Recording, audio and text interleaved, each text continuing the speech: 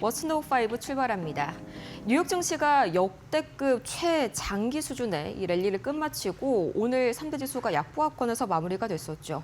역시나 이 시장의 방향을 바꾼 건 아직까지는 유가였습니다.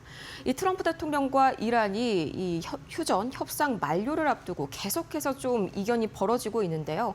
이것 때문에 장중에 국제 유가가 6% 가까이 급등하기도 했습니다. 미국이 이란의 선박을 추가 평화협상에 소극적인 태도를 보인다는 이유로 다시 한번 공격하면서 뉴욕 증시 3대 지수가 상승 랠리에 마침표를 찍었습니다. 로이터 통신에 따르면 이란의 외무부는 파키스탄에서 예정된 2차 협상에 대표단을 보내지 않을 가능성을 시사했는데요. 미국이 외교에 진지한 의지를 보이지 않고 있다는 점을 이유로 들었습니다. 트럼프 미국 대통령 역시 이란과의 2주간의 휴전이 종료되기 전 합의에 이르지 못할 경우 이를 연장할 가능성은 매우 낮다고 밝혔는데요. 이런 가운데 또 미 해군의 이란 선박 납포 이후 이란이 해협 통행을 다시 한번 제한하면서 충돌 수위가 빠르게 높아졌고요. 국제 유가는 급등했습니다.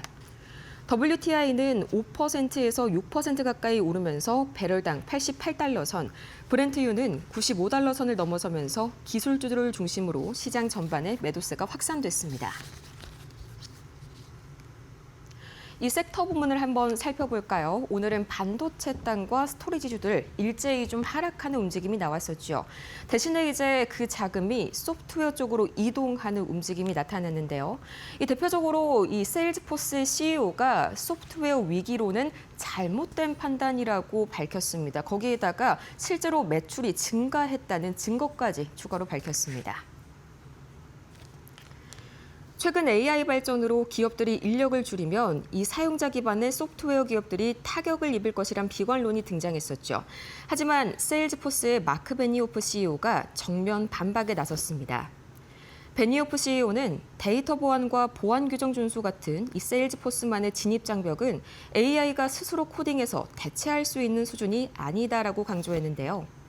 특히 올해 말에는 사용자의 업무를 자동학습해서 대리수행하는 차세대 AI 플랫폼 에이전트 엘버트를 선보이면서 AI 중심의 체질 개선을 가속화할 계획입니다. 실제로 최근 3개월간 이 핵심 기업 고객들의 지출액이 3% 증가하면서 견조한 수요를 증명했고요. 엔트로픽과의 파트너십 강화와 작업량 기반의 새로운 요금제를 도입함으로써 인력 감축 리스크를 정면 돌파하겠다는 의지를 분명히 했습니다. 한편 이제 하드웨어주들 그리고 메모리주들, 스토리지 관련주들은 오늘 내내 좀 약세를 보였었죠. 특히나 이 히트맵에서 가장 눈길을 끌었던 게 바로 인텔 4% 가까이 급락했는데요. 이 실적 발표를 앞두고 계속해서 인텔의 의구심을 가지는 증권사들이 늘고 있습니다.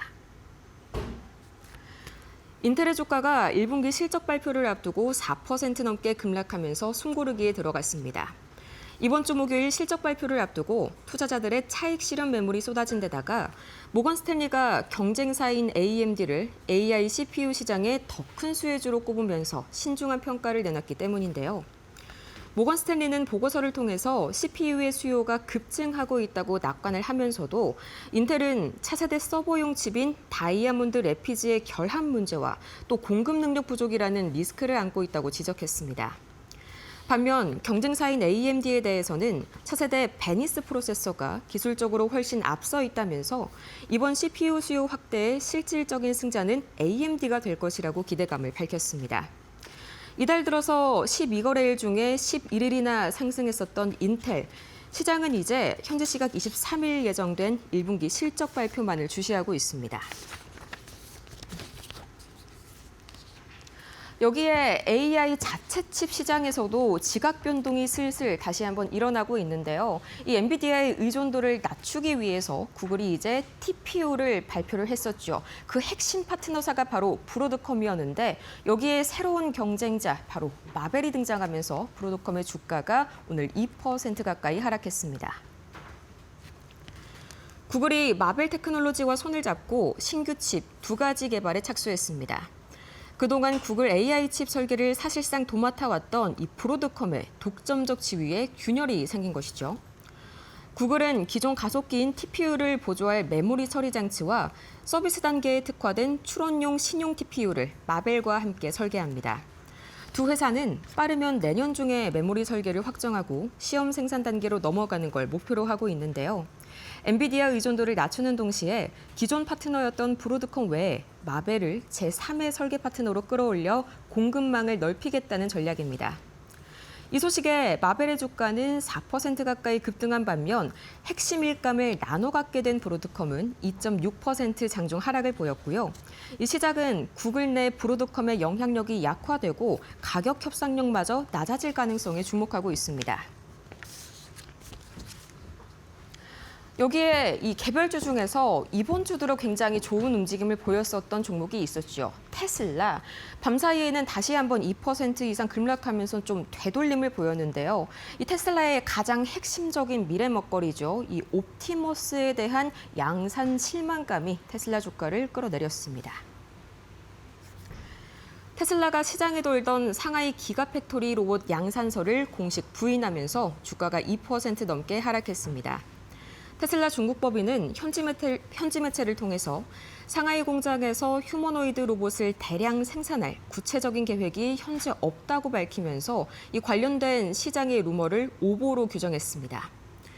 지난주에 테슬라 임원이 상하이 공장의 잠재력을 언급하면서 불거졌던 옵티머스의 조기 양산 기대감이 단숨에 가라앉은 건데요. 이 주말 사이에 테슬라는 자율주행 로봇택시 서비스를 텍사스주 오스틴에 이어 댈러스와 휴스턴까지 확대한다는 이 카드를 꺼내들었지만 로봇 생산의 불확실성이라는 악재를 넘어서기엔 역부족이었습니다. 이 결국 신성장 동력에 대한 실망감이 반영되면서 테슬라의 주가가 2% 가까이 하락 마감했습니다. 여러 빅테크들의 실적 발표를 앞두고 계속해서 눈치 보기 장세가 이어지고 있는 가운데 오늘 유가가 다시 한번 급등하면서 우리 시장에도 다소간의 하방 압력이 가해질 것으로 보입니다. 지금까지 머스노우 5 살펴봤습니다.